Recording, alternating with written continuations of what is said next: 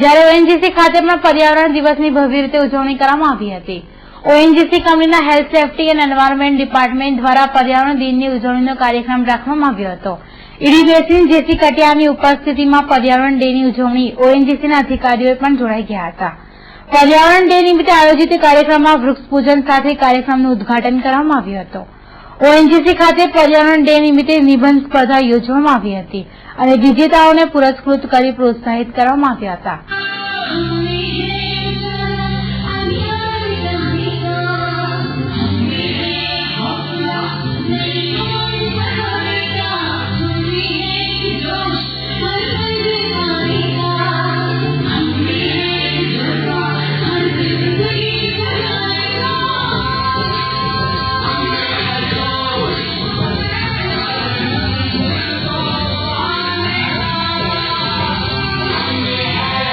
આ પ્રસંગે લોજિસ્ટિક વિભાગ ખાતે પણ વૃક્ષો વાવી પર્યાવરણ દિવસની ઉજવણી સાથે પર્યાવરણના જતનનો સંદેશ આપવામાં આવ્યો હતો।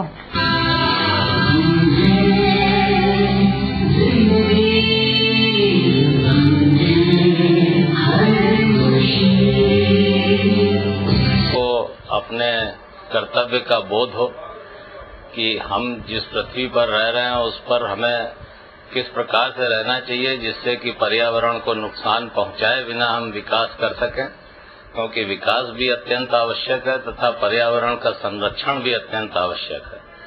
अतः जैसे पानी, बिजली, तेल, ये सभी जो स्रोत हैं ऊर्जा तथा पदार्थ के, इनका संरक्षण करते हुए हमें विकास की ओर अग्रसर होना,